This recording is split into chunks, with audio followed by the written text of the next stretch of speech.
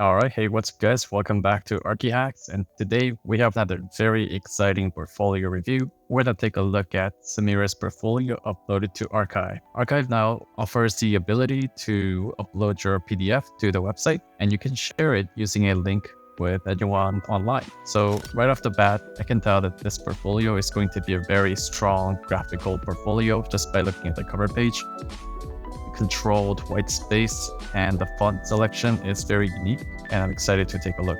Okay, the introduction starts with a quick bio about yourself, about the author, then the table of contents on the right. And even the background isn't actually just pitch black, it actually has this subtle leather texture of some sort. Moving on to curriculum vitae, maybe my only nit would be the fact that the text is kind of justified, so the spacing is quite uneven. Moving on to the first project, Native House. Something that you should keep an eye out as you go through this portfolio is the use of white space, larger context, and you can kind of understand the priorities of this project. So yeah, this is pretty interesting. And now we start to see some signs of some kind of silhouette of the project. Now we see the finalized building, and there are these nice diagrams that help you understand. And on the right side, diving all the way into the actual room details. And there's this whole study about the shading system or some kind of privacy screen that kind of differentiates different level of privacy. And I also appreciate this little key diagram on the bottom right, really shows the rigor. Next up is the between the perimeter. The introduction page is very clear, where you can easily tell that we're starting a new project. We start from this larger context and gets deeper and deeper into the smaller details. I'd originally assumed that the screen would be made of soils, chainmail, cladding, but Samira actually invents this rotated brick structure, definitely a unique feature on its own.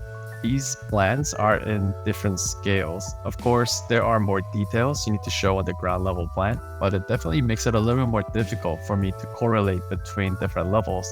It would have been interesting if the higher levels also had high level of detail. Layout itself, the section is aligned to the bottom of the page, and then the description is floating in the middle with tons and tons of white space bricks that are comprising the cladding is highlighted in red. That has been the case since the very first page of this project. So this consistency and level of detail is very impressive.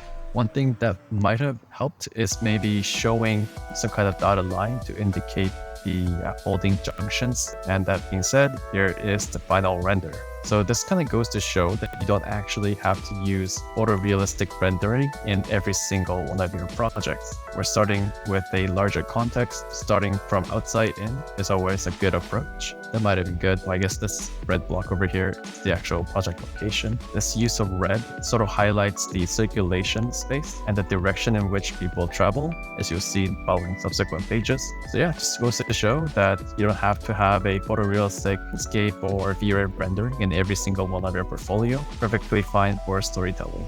Okay, that's about all I have to say about this project and portfolio. And yeah, also feel free to send us your portfolio uploaded to Archive. I would love to take a look and provide feedback. Thanks for tuning in again, and I'll see you guys next time. Bye.